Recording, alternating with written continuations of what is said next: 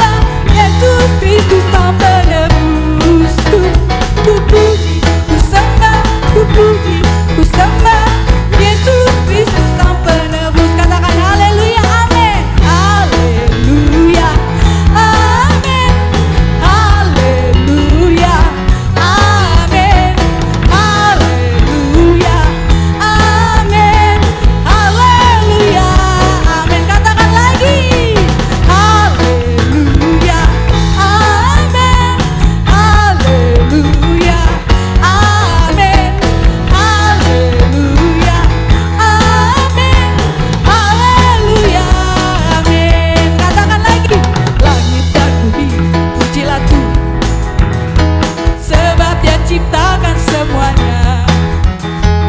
Keagungannya mengatasi langit bumi. Sembah sujud di hadapannya. Katakan ku puji, ku puji, ku sembah, ku puji, ku sembah. Amin. Ku puji, ku sembah, ku puji, ku sembah Yesus Kristus Sang Penebus. Amin. Haleluya. Haleluya. Amin. Haleluya. Amin. Haleluya. Haleluya. Amin. Haleluya. Amin. Haleluya. Haleluya. Haleluya. Amin. Haleluya. Amin. Sebentar. Saat kita berkata haleluya amin, mari sama-sama kita tepuk tangan di atas kepala ya. Ayo kita coba yuk. 1, 2, yuk. Haleluya. Amin. Amin. Amin. Haleluya. Amin. Haleluya. Amin. Haleluya. Amin. Haleluya. Amin. Haleluya. Amin. Haleluya. Amin. Haleluya. Amin.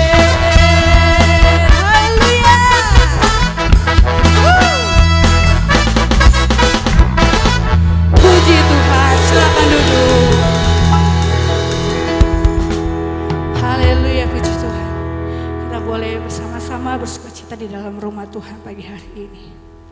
Mari saat ini kita mau buka hati kita di hadapan Tuhan. Kita mau serahkan segala pergumulan kita, kerinduan kita di dalam kasih Kristus. Haleluya. Sebab Dia yang mengerti segala rencanamu. Oleh sebab itu, mari sama-sama kita mau berserah kepada Tuhan. Haleluya.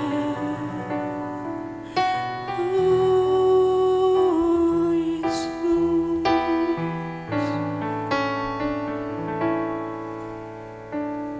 Sama-sama katakan. Ajar ku mengerti segala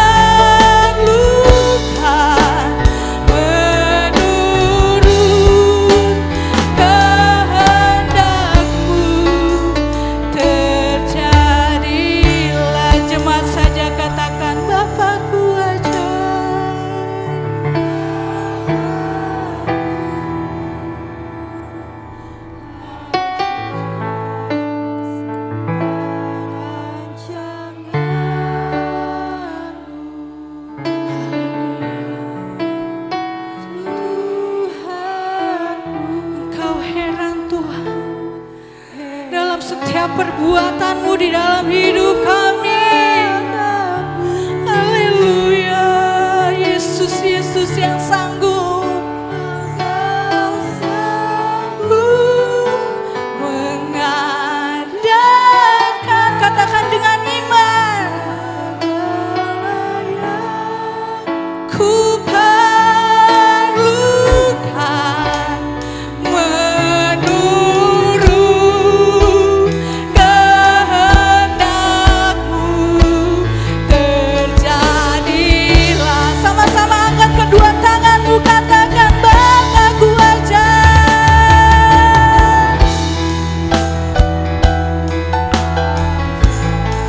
Segala rencana-Mu, Tuhan, ku heran,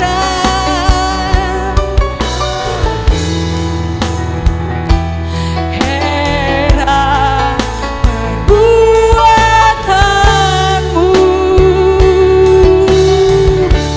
Engkau sanggup mengadakan segala yang ku perlukan menurut kehendak-Mu, terjadilah menurut kehendak-Mu Tuhan, menurut kehendak-Mu, terjadilah. Berikan kemuliaan bagi Tuhan. Haleluya, haleluya. Engkau heran Tuhan, Engkau heran dalam setiap perbuatan-Mu. Haleluya, kami percaya hanya Engkau Yesus yang ajaib dan heran dalam setiap rencana-Mu. Haleluya, haleluya Tuhan. Pagi hari ini Bapa, kami datang menghampiri-Mu. Kami memanggil Engkau Yesus, Yesus, Yesus, Yesus, tolong kami Yesus, karena kami yakin Engkau sanggup Tuhan. Kehendak-Mu lah yang terjadi di dalam hidup kami. Oh Yesus, terima kasih, terima kasih Yesus. Terpujilah nama-Mu Tuhan. Haleluya. Sungguh kami mengucap syukur Tuhan buat hadirat-Mu saat pagi hari ini. Sungguh kami merasakan Engkau hadir di tengah-tengah kami Yesus. Kami yakin dan percaya Tuhan, pagi hari ini kami pulang dengan kemenangan, dengan suatu mujizat yang terjadi dalam hidup kami. Haleluya. Oleh karena itu kami mau siapkan hati kami. Kami mau dikuatkan lagi Tuhan melalui kebenaran firman-Mu. Engkau yang memberkati hamba-Mu. Hanya di dalam nama Tuhan Yesus Kristus kami telah memuji dan menyembah-Mu. Sama-sama katakan amin. Puji Tuhan, haleluya, haleluya. Puji Tuhan, salam sejahtera bagi kita semua dalam kasih Tuhan kita Yesus Kristus. Kita tentu bersyukur kepada Tuhan untuk waktu dan kesempatan kembali Tuhan berikan kepada setiap kita untuk dapat ada di dalam rumah Tuhan dalam ibadah kita kepada Tuhan. Puji Tuhan, terima kasih saya kepada Bapak Gembala yang memberikan saya kesempatan untuk dapat membagikan berkat kebenaran firman Tuhan bagi kita semua pada pagi hari ini. Puji Tuhan, mari kita membuka Alkitab kita di dalam kitab 1 Tawari. 1 Tawari pasal 11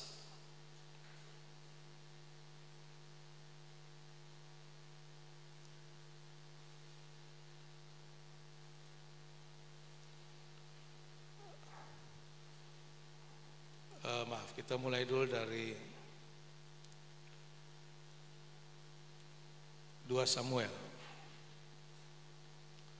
2 Samuel pasal 23.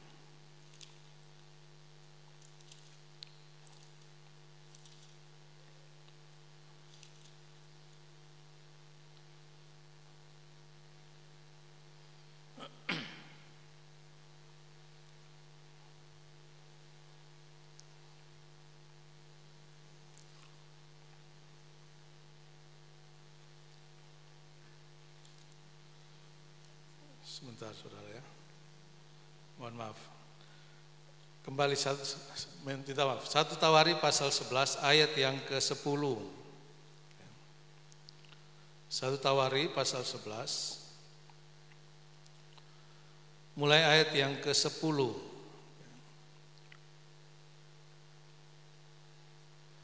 Tawari pasal 11 ayat yang ke-10. Demikian firman Tuhan. Inilah kepala-kepala para pahlawan yang mengiringi Daud, yang telah memberi dukungan yang kuat kepadanya, bersama-sama seluruh Israel dalam mencapai kedudukan raja, dan yang mengangkat dia sebagai raja, seperti yang difirmankan Tuhan mengenai Israel. Puji Tuhan. Bapak Ibu Saudara sekalian, saya percaya kita semua kenal dengan tokoh Daud ini. Sejak anak sekolah minggu sampai usia lanjut, kisah Daud ini menjadi inspirasi. Seluruh perjalanan hidup Daud itu dapat diajarkan mulai dari tingkat umur usia yang paling rendah sampai yang paling tua. Karena sepanjang perjalanan kehidupan Daud, dia menunjukkan perjalanan seorang yang sungguh-sungguh hidup bergaul di hadapan Tuhan, di dalam segala kelebihan dan kekurangan daripada seorang Daud. Nah, tentu saja tidak tiba-tiba Daud ada sebagai pemimpin yang besar. Tidak tiba-tiba Daud menjadi seorang yang berkuasa bagi bangsa Israel. Tetapi ada prosesnya, ada langkah-langkahnya. Hari ini kita mau belajar tentang pemimpin dan keberhasilannya. Mungkin saudara berpikir, saya kan bukan pemimpin. Ya, minimal kita menjadi pemimpin diri sendiri. Amin. Karena Daud sebelum dia jadi pemimpin besar bangsa Israel, dia sudah belajar untuk memimpin dirinya sendiri dengan baik dan benar, saudara. Kalau dia tidak bisa memimpin dirinya, tidak mungkin dia bisa dipercaya Tuhan memimpin bangsa yang besar itu. Karena Tuhan katakan, orang yang setia dari hal-hal yang kecil, Tuhan beri kepercayaan kepada tanggung jawab yang lebih besar. Kadang-kadang kita suka meremehkan hal-hal kecil. Saya kan bukan siapa-siapa. Saya kan bukan apa-apa. Saya bukan seorang pemimpin yang besar. Tuhan selalu mulai dari hal-hal yang kecil, saudara. Amin. Kalau kita melihat firman Tuhan, tidak pernah Tuhan mulai dari hal-hal yang besar. Tidak pernah, saudara. Kita ini yang seringkali mau mulai dari yang besar. Kalau saya punya modal besar, wah saya bisa berhasil. Kalau saya punya toko besar, kalau saya punya ruko besar, kalau saya punya tanah besar, kita ini semua maunya dari yang besar. Padahal prinsip firman Tuhan, semua dimulai dari yang kecil. Tuhan katakan iman sebesar apa? Bukan sebesar gunung. Mindahin biji sawi aja nggak bisa. Tapi iman sebesar biji sesawi hampir gak kelihatan. Dia cuman seperti kita pegang bolpen terus kasih titik di kertas. Segitu biji sesawi itu.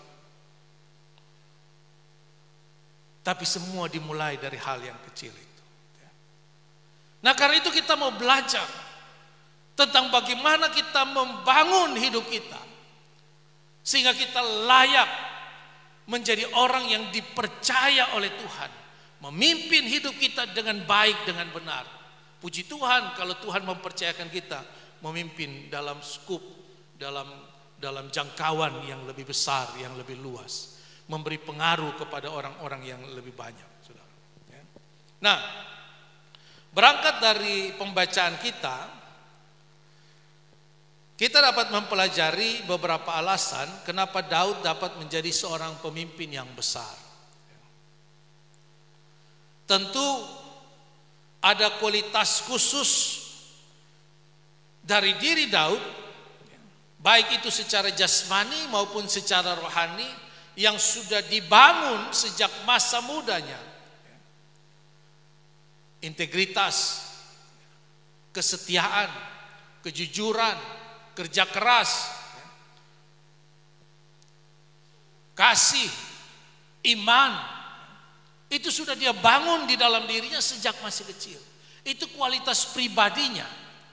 Nah, berangkat dari ayat yang kita lihat, kita baca tadi, bahwa ada orang-orang yang dikatakan mengiringi Daud, memberi dukungan yang sangat kuat kepadanya. Yang pertama, kenapa Daud juga bisa menjadi pemimpin besar? Karena ada orang-orang hebat di sekitarnya, saudara. Ada orang-orang besar yang ada di sekitarnya. Nah, kisah yang sama ada di dalam kitab 2 Samuel tadi yang saya mau lihat tadi ya. 1 Samuel pasal 23.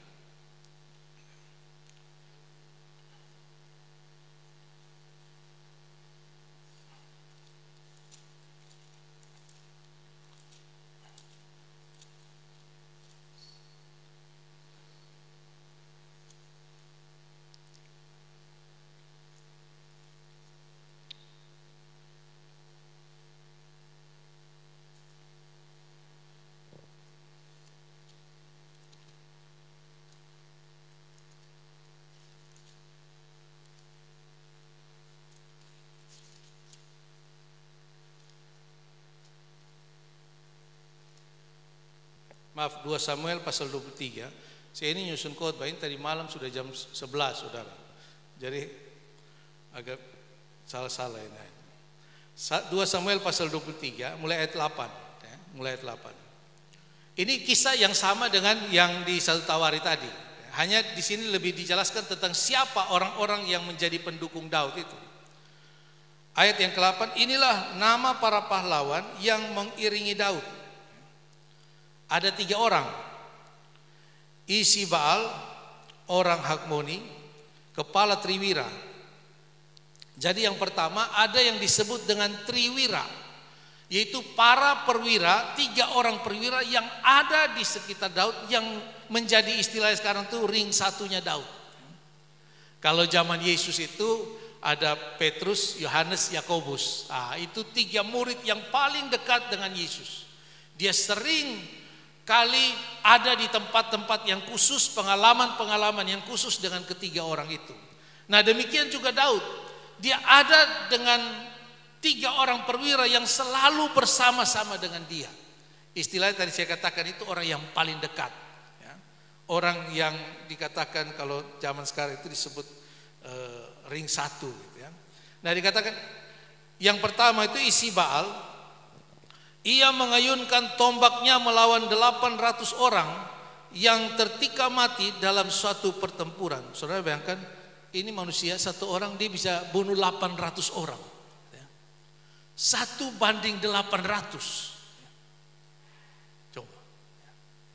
1 banding 1, 1 banding 2. 1 banding 2 itu sudah hebat. 1 banding 3, luar biasa.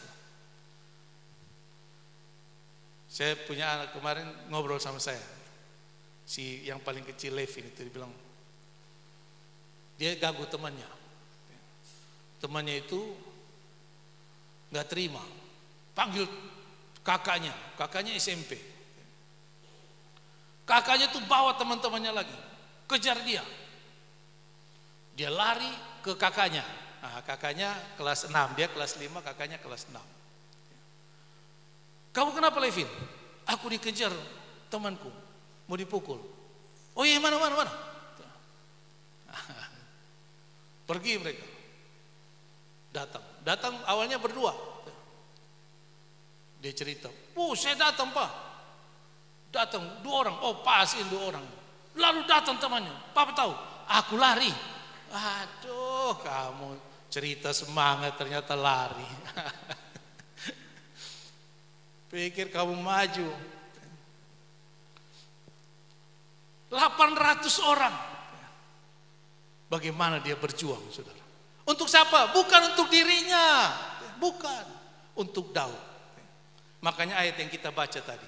Orang-orang yang mengiringi Daud. Dan memberi dukungan yang sangat kuat. Jadi seringkali kita melihat, Daud ini luar biasa. Hebatnya. Jangan lupa. Ada the man behind. Ya. Amin. Ada orang-orang di belakangnya. Siapapun kita, saudara, mari kita menyadari bahwa ada orang-orang di belakang kita. Ada orang-orang di sekeliling kita yang membuat kita bisa ada sebagaimana kita ada hari ini, saudara. Karena itu kita juga mau belajar untuk membangun sebuah komunitas. Ini ada Triwira, masih ada lagi itu. Yang kedua, ayat 9. Dan sesudah dia, Eleazar anak Dodo, anak seorang Ahohi, ia termasuk ketiga pahlawan itu. Ia ada bersama-sama Daud ketika mereka mengolok-olok orang Filistin yang telah berkumpul di sana untuk berperang. Padahal orang-orang Israel telah mengundurkan diri. Tapi ia bangkit dan membunuh demikian banyak orang Filistin sampai tangannya lesu dan tinggal melekat pada tangannya. Nah, ini lucu, saudara. Ini si Eleazar ini. Mereka maju, bangsa Israel maju dengan orang Filistin. Zaman dulu itu kan perang langsung ketemu hadap-hadapan gitu kan. Nah, waktu maju itu mereka olok-olok tentara Filistin. Ayo kau berani maju. Mana kau punya jagoan? Ayo, berani enggak? Pokoknya mereka olok-olok. Kita ini ada banyak. Begitu lihat ke belakang, nggak ada orang, saudara. Ini Alkitab bilang, bangsa Israel kabur. Saudara, kalau jadi ini manusia ini gimana, saudara? Pas lihat. Tadi saya cuma bercanda. Permisi ya. Ini dia nggak sadar tuh orang Israel mengundurkan diri. Orang Israel mungkin bilang, biarin dia. Belagu itu orang. Tapi apa dia mundur? Oh tidak, Alkitab katakan dia bunuh orang sampai tangannya capek. Tapi pedang masih melekat di tangan. Bayangkan, saudara, ini orang model apa begini? Apa dia lari? Tidak, dia tidak lari. Wah, saya nggak tahu saudara ya, tapi kalau saya sih saya lari, saudara. Ini orang punya kualitas yang luar biasa, saudara. Dia tidak pernah mundur. Kita kadang-kadang kecewa, mundur. Sakit hati, mundur. Tersinggung, mundur. Nggak ada uang, mundur. Gagal, mundur. Di sini nggak ada, amin. Nggak tahu kalau di situ. Jangan gampang putus asa, saudara. Jangan gampang mundur, saudara. Kan kita sering berkata kita punya Allah yang besar, amin. Kita punya Allah yang dahsyat. Tuhan katakan, aku akan berperang ganti kamu. Tapi kan Tuhan tidak turun dari langit langsung kalahkan orang. Tidak. Tuhan tetap menggunakan kita manusia ini. Kita seringkali bilang, Tuhan tolong. Tuhan menangkan perkara saya. Tapi kita duduk tenang, santai, lalu Tuhan bekerja lewat siapa? Kan gitu. Lewat siapa Tuhan mau bekerja? Kan Roma 8 itu jelas ayat 28. Allah turut bekerja. Allah tuh ikut aja. Tuhan itu modelnya kayak Triwira ini. Daud, kau mau kemana? Saya ikut. Kau mau bikin apa? Saya ikut. Dan saya tidak akan mundur. Nah, itu modelnya Tuhan begitu. Kau mau ajak saya kemana? Saya pergi. Nah, kita kadang-kadang takut. Aduh, enggak deh. Jadi Tuhan yang tidak bisa berbuat apa-apa juga.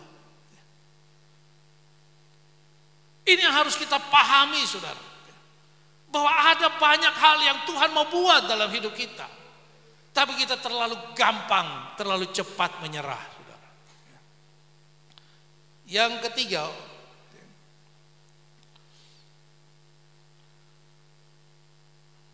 nah ini yang parahnya lagi, ini orang Israel, ayat yang ke-10 tadi, bagian terakhir. Rakyat datang kembali mengikuti dia hanya untuk merampas. Jadi ini modelnya kurang ajarnya orang Israel. Ya. Begitu mereka jadi mundur tuh bukan pulang, mereka lihat dari jauh. Begitu dia menang, mereka balik. Untuk apa? Untuk rampas, ambil barang-barangnya tentara Filistin itu. Ada istilah itu, kalau di Kupang itu istilah pencuri tulang. Pencuri tulang itu orang kalau lagi kerja dia hilang, saudara. Tapi kalau sudah mau selesai dia muncul. Wah, pura-pura sibuk. Nah, kayak dia paling berjasa. Ada model begitu, saudara? Ada nggak? Ada. Siapa dia penama ya? Orang kerja tuh dia hilang, tahu dia ada di mana. Saudara. Nanti begitu sudah mau dekat-dekat dia jatuh. Ini model-model orang Israel. Karena itu berbeda. Bagaimana mereka diangkat oleh Tuhan, dipakai oleh Tuhan berbeda. Antara orang yang mau berjuang, orang yang mau berkorban, dan orang yang hanya mau cari keuntungan untuk dirinya sendiri, saudara. Selalu ada dua jenis orang model begini di mana saja, saudara. Di dalam gereja, di dalam satu komunitas jemaat Tuhan, ada orang yang mau berjuang, ada orang yang cuma mau cari kepentingan diri sendiri. Ada, saudara. Tapi tentu kita tidak bisa kalah, tidak bisa menyerah hanya karena melihat orang-orang seperti ini. Amin. Ya. Nggak bisa. Ya. Kita harus tetap pada komitmen diri kita. Nah, yang ketiga, ayat 11. Sesudah dia, Sama anak Age, orang Harari, ketika orang Filistin berkumpul di Lehi, di sana ada sebidang tanah ladang penuh kacang merah, dan tentara telah melarikan diri dari hadapan orang Filistin. Maka berdirilah ia di tengah-tengah ladang itu. Ia dapat mempertahankannya dan memukul kala orang Filistin. Demikianlah diberikan Tuhan kemenangan yang besar. Ini yang berikut, namanya Sama. Saudara di sini suka Brenebon, saudara. Ada yang suka Brenebon? Angkat tangan. Ya. Suka ya. Tapi saudara mau nggak mati untuk Brenebon? Hah? Esau tuh nggak mau. Esau, dia nggak mau mati untuk Brenebon. Ini Sama ini. Dia ada di tengah perkebunan kacang merah. Bangsa Israel sudah lari. Dia bilang mereka mau lari-lari. Tapi ini kacang merah ini tidak boleh hilang. Dia pertahankan apa? Pertahankan ini ladang kacang merah ini loh, saudara. Lihat ini manusia. Dia tidak mau tahu siapapun yang mau datang. Ini ladang harus dipertahankan. Saya juga suka Brenebon, saudara, tapi nggak gini-gini amat, saudara. Tapi ini bukan bicara mengenai kacang merahnya, ini bicara tentang wilayah, saudara. Nah, kebetulan ada kebun di situ, saudara. Bagaimana dia mempertahankan komitmennya luar biasa, saudara. Sehingga mereka layak dijadikan sebagai triwira, orang-orang yang betul-betul ada di sekeliling Daud, yang menjaga dia, membela dia habis-habisan. Lalu setelah triwira itu ada 3 orang dari 30 pasukan, 3 orang dari 30 kepala pasukan. Jadi tentara Israel itu ada 30 kepala pasukan tentara. Nah, dari 30 kepala pasukan itu ada 3 orang yang lebih hebat lagi, saudara. Nah, ayat 13. Sekali datanglah 3 orang dari ke-30 kepala mendapatkan Daud menjelang musim menuai dekat gua Adulam, sedang sepasukan orang Filistin berkemah di lembah Refaim. Pada waktu itu Daud ada dalam kubu gunung dan pasukan pendudukan orang Filistin pada waktu itu ada di Betlehem. Lalu timbullah keinginan pada Daud dan ia berkata, sekiranya ada orang yang memberi aku minum dari perigi Betlehem yang ada dekat pintu gerbang. Lalu ketiga pahlawan itu menerobos perkemahan orang Filistin. Mereka menimba air dari perigi Betlehem yang ada di dekat pintu gerbang, mengangkatnya dan membawanya kepada Daud. Ini Daud ada di gua Adulam, lagi menyingkir, lagi bersembunyi. Karena Betlehem itu sudah dikuasai oleh tentara Filistin. Nah, sebuah kota itu yang paling utama dari kota adalah pintu gerbang, sehingga penjagaan yang paling ketat tentu saja di pintu gerbang. Lalu ada sumur yang ada di dekat pintu gerbang itu. Tiba-tiba Daud bilang, wih, saya pengen minum air dari sumur itu ya. Dia cuma ngomong gitu, saya pengen minum air. Ini 3 orang itu nggak pakai tanya. Jadi bagaimana? Bos, kita berangkat. Dia nggak pakai tanya, langsung pergi mereka 3 orang, saudara. Hanya untuk ambil air, mereka menerobos tentara Filistin yang menjaga pintu gerbang kota itu. Saudara lihat, kesetiaan mereka, loyalitas mereka itu tidak diragukan, saudara. Kadang-kadang itu kan pemimpin itu kadang cuma nyindir aja. Ya ini mau ada ini,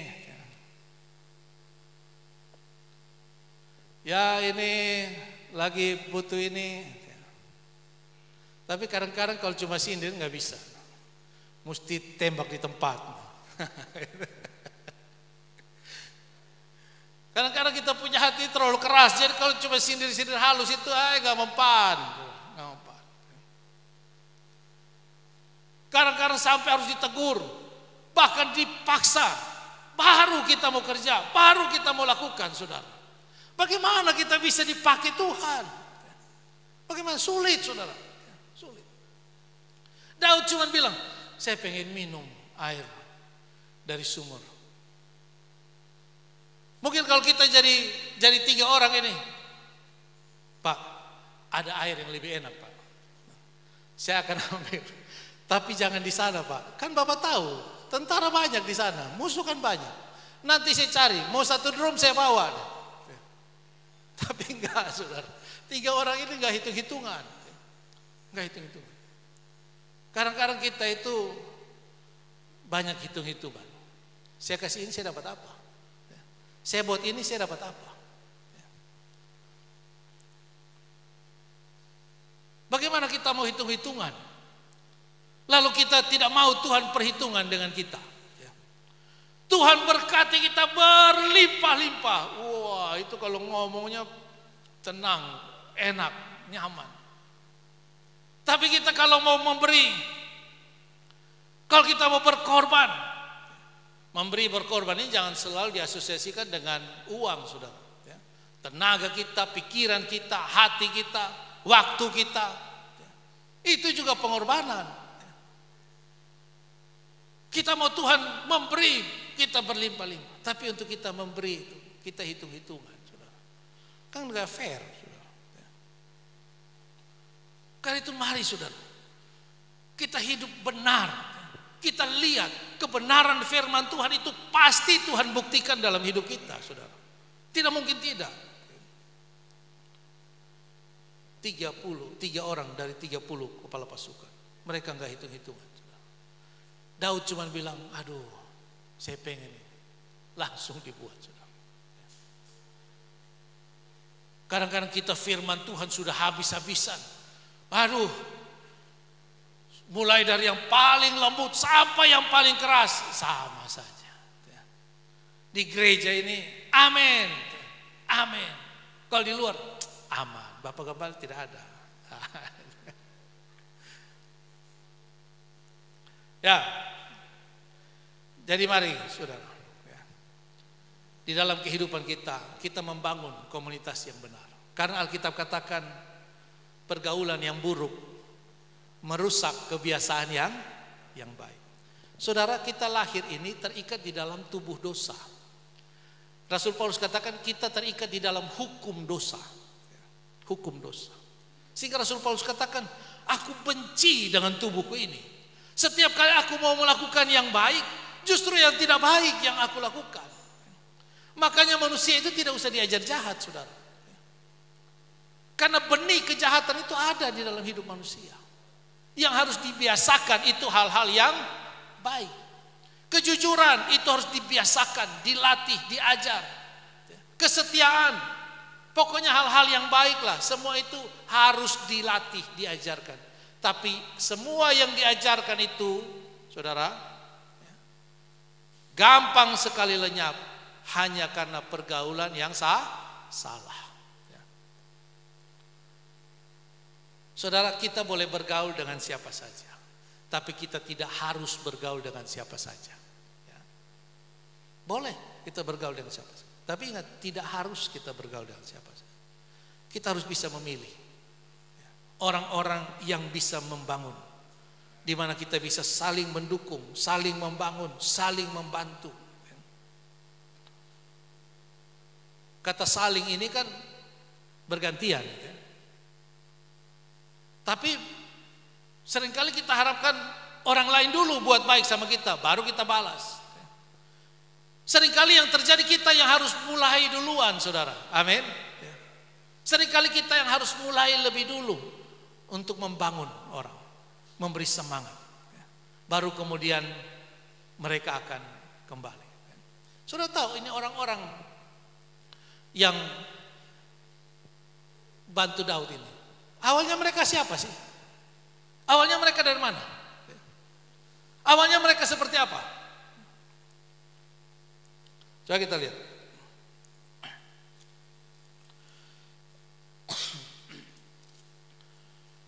Di dalam 1 Samuel pasal 22 ayat 1,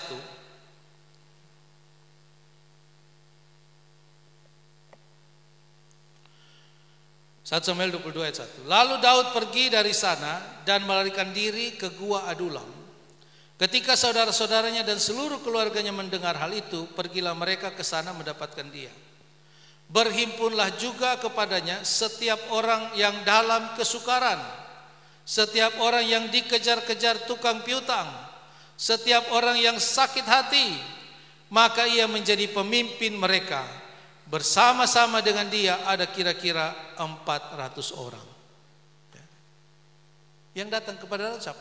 Orang hebat, orang kaya, orang sukses? Tidak, saudara. Ini manusia-manusia yang gak jelas. Lalu kita bilang, ya ampun, kalau yang datang model begini terus kita mau jadi apa? Kalau yang datang model begini terus kita mau kemana? Tapi saudara lihat, dari orang-orang yang tidak jelas ini, Daud buat mereka jadi sangat jelas, saudara. Dan ketika mereka menjadi orang yang jelas, mereka buat Daud lebih jelas lagi, saudara. Amin. Dari orang-orang yang tidak berhasil, yang gagal, Daud buat mereka menjadi orang yang berhasil. Dan mereka kembali membuat Daud lebih berhasil lagi. Inilah yang Tuhan mau, saudara. Kadang-kadang kita hanya mau, wah pokoknya kita dapat bantuan, kita dapat dukungan. Tapi kita tidak mau belajar untuk menjadi bagian dari keberhasilan orang lain. Sulit, saudara. Kita hanya mau orang lain menjadi bagian dari keberhasilan kita. Tapi kita tidak mau melakukan yang sebaliknya. Selalu ada saling itu. Saudara bayangkan Daud ini. Dia lagi melarikan diri dari Saul. Lari keliling kemana-mana, ketemu gua, adulah, sembunyi. Yang datang ini bukan orang yang bisa tolong dia, malah orang yang harus dia tolong lagi. Kalau dalam hati dia bilang, ini siapa mau tolong siapa nih? Gitu. Saya lagi parah begini, kalian juga parah yang datang juga. Tapi Daud dengan tekun, dengan kerelaan, dengan semangat, membangun mental mereka, membangun semangat mereka. Luar biasa, saudara. Sehingga dia benar-benar menjadi pemimpin yang luar biasa. Bahkan Daud, dia menjadi identitas bagi bangsa Israel sampai hari ini, saudara. Ini kualitas hidup yang dahsyat, saudara. Nah, yang kedua, Daud ini orang yang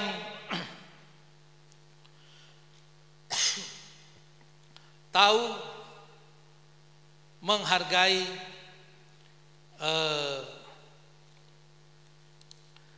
pengorbanan, tahu menghargai jerih lelah orang lain. Kita kembali kepada 2 Samuel pasal 23. Tadi ayat yang kita baca di ayat 16 itu, bagian yang kedua, mulai kata tetapi itu, ayat 16, 2 Samuel 23. Tetapi Daud tidak mau meminumnya, melainkan mempersembahkannya sebagai korban curahan kepada Tuhan. Katanya, jauhlah daripadaku ya Tuhan untuk berbuat demikian. Bukankah ini darah orang-orang yang telah pergi dengan mempertaruhkan nyawanya? Dan dia tidak mau meminumnya. Itulah yang dilakukan ketiga pahlawan itu. Waktu mereka bawa air itu, saudara, Daud tidak bilang, terima kasih ya. Glek. Wah, memang mantap ini air. Tidak, saudara. Waktu mereka bawa air ini, Daud bilang, ini manusia luar biasa. Tidak layak saya minum ini. Ini lebih layak dipersembahkan sebagai korban curahan kepada Tuhan. Apa itu korban curahan? Korban curahan itu korban syukur yang dipersembahkan oleh bangsa Israel setiap pagi dan petang. Itu berbicara tentang doa, pujian, dan penyembahan. Saudara. Daud orang yang tahu berterima kasih, tahu bersyukur. Saya dulu anak saya masih umur 4-5 tahun itu. Saya kalau suruh dia, Daryl tolong ambilin minum. Dia datang bawa, ini Pak. Bilang apa? Dia bilang, sama-sama. Kok sama-sama? Iya, sama-sama. Dia tahu saya yang harus bilang terima kasih, bukan dia yang bilang terima kasih. Saya pikir dia mau bilang terima kasih Pak. Dia bilang sama-sama. Ada 2 kata yang sederhana, saudara, tapi itu berdampak luar biasa.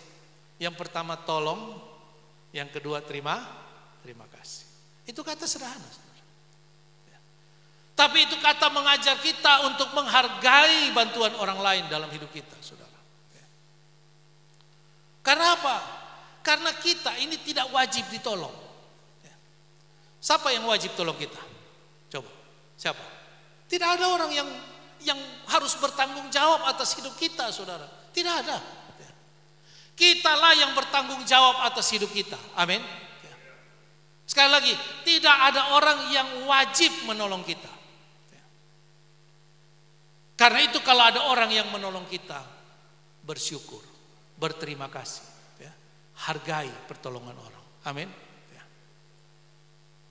Mari saudara, kita menjadi orang yang tahu bersyukur. Tahu bersyukur. Jangan kita cuma tahu bersyukur kepada Tuhan, tapi kepada orang kita tidak tahu bersyukur. Waduh, kalau ke Tuhan, ya memang gampang. Kalau ke Tuhan, Tuhan gak kelihatan. Sudah. Tapi kalau ke orang, kadang-kadang kita gengsi.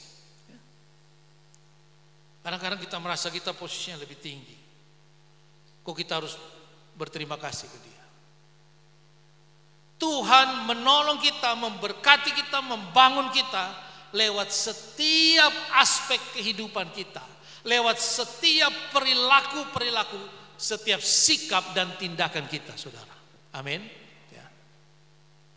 Tuhan meneliti kita secara detail. Ya. Tuhan menilai kita secara detail. Tidak ada satupun yang terlewat dari hadapan Tuhan. Ya. Kenapa? Tuhan mau kita menjadi sempurna. Ya. Alkitab katakan, hendaklah engkau sempurna seperti Bapa di surga. Ya. Itu yang Tuhan mau, saudara. Karena itu, ya, mari kita belajar untuk saling menghargai, saudara. Penyakit orang yang tidak suka menghargai itu orang sombong itu. Ya, orang sombong. Penyakit sombong ini penyakit yang aneh. Karena yang menderita itu tidak menyadari. Yang menderita itu tidak rasa sakit. Yang sakit itu orang yang di sekelilingnya itu. Yang sakit perut, sakit hati sampai memuntah-muntah itu orang yang di sekitar. Yang penderita itu dia tidak sadar. Dia tidak rasa. Itu penyakit sombong itu. Yang di sekitar udah setengah mati itu, dia tenang aja. Karena itu hati-hati dengan penyakit ini. Karena itu tadi, yang menderita tidak menyadari. Jadi kalau ada orang yang kasih ingat kita, kasih tahu kita, terima, saudara, hargai.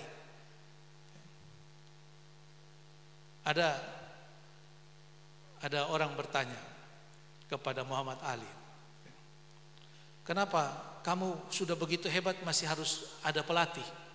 Ya kan? Kalau kamu tanding sama pelatihmu sekali pukul habis dia. Orang udah tua begitu. Tapi kenapa kamu masih perlu pelatih? Kamu udah hebat begitu, udah luar biasa. Dia bilang, kenapa saya butuh pelatih? Karena dia bisa melihat hal-hal yang tidak bisa saya lihat. Ya. Dia bisa melihat hal yang tidak bisa saya lihat.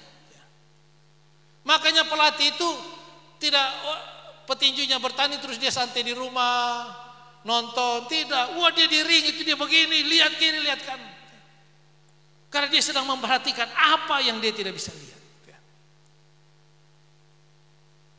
Orang-orang di sekitar kita lah yang bisa melihat hal-hal yang tidak bisa kita lihat. Karena itu hargai orang-orang yang Tuhan tempatkan di sekitar kita. Kalau ada mereka memberikan masukan, saran, pandangan, pendapat, nasihat, bahkan teguran, terima itu dengan sukacita, saudara. Karena sekalipun seorang Daud yang begitu hebat, dia tidak luput dari kesalahan, saudara.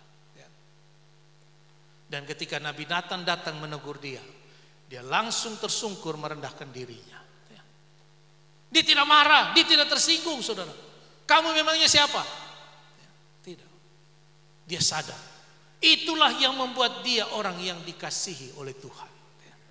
Dia punya hati yang lembut, gampang untuk ditegur, gampang untuk diperbaiki. Banyak orang punya hati terlalu keras, susah dikasih tahu, susah diajar. Firman mau sebagus apapun, benih mau sebaik apapun, susah untuk tertanam, saudara. Kan saudara kita tahu perumpamaan tentang benih yang jatuh itu. Susah. Karena itu mari kita melembutkan hati kita untuk menghargai setiap situasi, kondisi, bahkan hal-hal sulit yang Tuhan izinkan melalui orang lain datang kepada kita. Itu mengajar kita. Amsal katakan, manusia menajamkan sesamanya. Amin.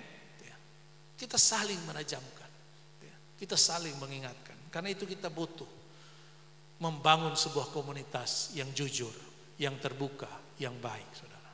Puji Tuhan. Dan yang terakhir, menyadari bahwa semua keberhasilan adalah berkat daripada Tuhan. Ya. Daud di sekeliling dia ada orang-orang hebat. Tapi yang terakhir, dia menyadari bahwa semua itu berkat daripada Tuhan. Di dalam ayat yang ke-10 disiratkan di situ bagian yang kedua, ayat yang ke-10 dikatakan Tuhan memberikan pada hari itu kemenangan yang besar. Memang ini orang hebat, memang ini orang luar biasa. Tapi siapa yang kasih kemenangan? Tuhan yang memberikan kemenangan. Ayat yang ke-12, bagian terakhir. Demikianlah diberikan Tuhan kemenangan yang besar. Ini harus menjadi kesimpulan hidup setiap kita, saudara. Dalam setiap perjuangan kita, dalam setiap usaha yang kita lakukan, dalam setiap pengorbanan yang kita berikan, di balik semuanya itu, keberhasilan itu datang daripada Tuhan. Amin. Sehingga tidak membuat kita menjadi tinggi hati, sehingga tidak membuat kita menjadi sombong, melupakan sesama, apalagi melupakan Tuhan, saudara. Penyertaan Tuhan, berkat Tuhan itu tidak meniadakan pengorbanan kita, tidak meniadakan usaha kita. Tetap saja memang kita harus berusaha. Bahkan Alkitab katakan, Rasul Paulus bilang, orang malas jangan dikasih makan. Itu Alkitab katakan itu. Orang malas jangan dikasih makan. Rasul Paulus katakan, hai kamu pencuri-pencuri, bertobat, cari pekerjaan. Supaya apa? Kamu bisa memberi. Luar biasa, saudara. Bukan supaya kamu bisa cukup makan, bahkan supaya kamu bisa memberi, memberkati, saudara. Tapi kita harus menyadari, kalau kita sampai pada saat ini, kalau Tuhan angkat kita lebih tinggi lagi, semua karena kemurahan Tuhan, semua karena berkat Tuhan, semua karena kasih setia Tuhan dalam kehidupan kita. Puji Tuhan, demikianlah firman Tuhan, kiranya memberkati kita semua. Saya kembalikan kepada Bapak Gembala.